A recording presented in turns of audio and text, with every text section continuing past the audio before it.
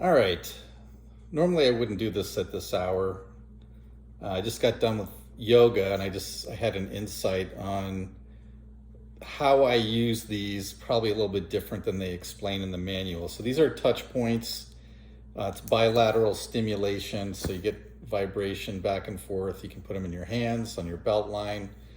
You can put them in your socks. My daughter uses them in the evening when she goes to sleep because sometimes she has insomnia.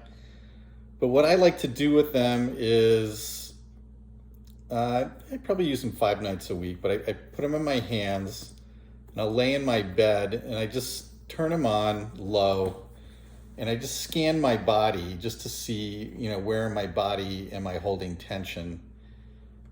And, I'll give myself a few minutes to settle down. And then I picture in my mind's eye, I call it an etheric shop vac.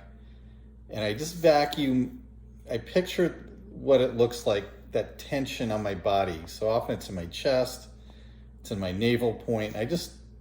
In my mind, I'm not actually like doing it. Well, I guess you could, but I picture myself vacuuming out that energy, and it on the other end, it ends up dumping out into the sun and burning up. And that works for me. Why? I don't know. It just does. So, but the bilateral stimulation, when you turn them on, they kind of blink back and forth. They just buzz. I don't know if you can hear it. Just back and forth and back and forth. And I have students.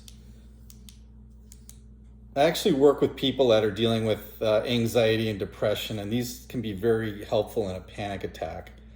So I work with them. I work with people yogically to help them settle their nervous system down, or tools on how to actually get present to what's going on in their body. Because for a lot of people, they don't understand the body sensations and feelings and all that's happening in their body. And these are an outstanding tool to use to have people just become more aware of what's going on in their body when they're experiencing unpleasant thoughts, having a panic attack, and like that. And I've also used these remotely. I've done EMDR with them, or eye movement desensitization reprogram. You can look that up. There's a lot of information on that. But I've worked with a clinician who's, she'll just tell me there's 3 different settings on these, and she just tells me what to put them on, and we go through the process. And for me, they work better than, if you're familiar with EMDR, they have the bouncing ball going back and forth. It doesn't work that great for me. I work better with the handheld things.